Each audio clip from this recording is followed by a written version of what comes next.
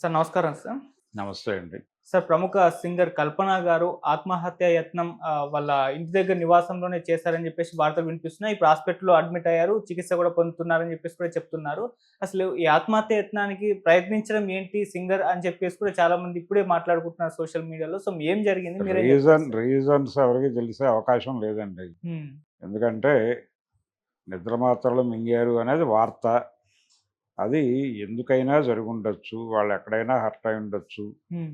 లేదు ఇబ్బందికరమైనటువంటి అంటే ఆహ్, ఒక రకంగా ఏదో ఒక చిరాకు, ఒక అంటే ఒక చిన్న చిరాకులో నుంచే ఇలాంటి నిర్ణయాలొస్తాయి.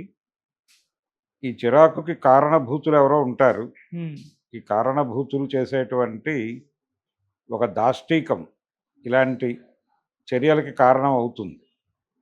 కాబట్టి అలాగే ఆవిడ ఎక్కడో సఫర్ అయి ఉంటారు. ఎక్కడో ఆవిడ పర్సనల్ సఫరింగ్ గురించి ప్రపంచానికి అక్కర్లేదు. హ్మ్. కానీ ఆ ఏరియాలోకి వెళ్ళి మాట్లాడే ప్రయత్నం చేయటం తప్పు. ఆ ఏరియాకి వెళ్ళి మాట్లాడటం అంటే ఇన్ ది సెన్స్ ఆవిడ ఏ కారణం చేత అనంగానే వెంటనే 100 కారణాలు మనకి కళ్ళ ముందు దొర్లేస్తాయి. హ్మ్. అది పైగా ఒక సెలబ్రిటీ సింగర్ ఆవిడ. సెలబ్రిటీ సింగరు, పైగా ఆవిడ మహిళ. ఇది చాలు కంటెంట్ క్రియేట్ చేయటానికి ప్రపంచానికి. అందుకని ఈ వార్త ప్రపంచంలోకి పంపైన మరుక్షణం రకరకాల కథనాలు వండి వార్చటానికి సిద్ధమైపోతుంది ప్రపంచం. అంటే మహిళల పట్ల మనకున్నటువంటి గౌరవభావం ఏ స్థాయిలో ఉందో అర్థమవుతుంది. ఈ ఈ వార్తని సర్క్యులేట్ చేసే పద్ధతి చూస్తే. అలాగే ఈ వార్తని ఎలా రిసీవ్ చేసుకుంది సమాజం అనేది చూసినా అర్థమైపోతుంది. మహిళలకు మనం ఇస్తున్న గౌరవం ఏమిటి అనేది. హ్మ్. జనరల్‌గా కొన్ని ఫ్రేమ్స్ ఉంటాయి. ఆ ఫ్రేమ్స్‌లో పెట్టేసి దీని మీద జడ్జిమెంట్లు పాస్ చేసే ప్రమాదం ఉంటుంది. ఓకే. కాబట్టి ఇలాంటి వార్తలు బయటకు రాకుండా ఉండటమే మంచిది. బయటకు వస్తే జడ్జిమెంట్లు మొదలుపెట్టేస్తారు ప్రపంచం. ఈ జడ్జిమెంట్లు చూసి బతకాలనిపించదు ఎవడికి. హ్మ్. అందుకని ప్రస్తుతం వార్త కావాలి అంటే ప్రజలు భయపడిపోయే పరిస్థితి క్రియేట్ అయిపోయి ఉంది.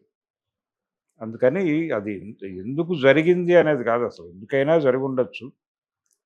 అది చెప్పుకునే విషయాలైతే వాళ్ళే చెప్పుకుంటారు. చెప్పుకోలేని విషయాలు పట్టించుకోవాల్సిన అవసరం ప్రపంచానికి లేదు. హ్మ్. పర్సనల్ స్పేస్‌కి, వాళ్ళ పర్సనల్ కష్టాల్లోకి వెళ్ళి మాట్లాడే అంటే ఒకవేళ వాళ్ళు ఆ లెవెల్ సఫరింగ్‌లో ఉన్నారు కాబట్టి హ్మ్.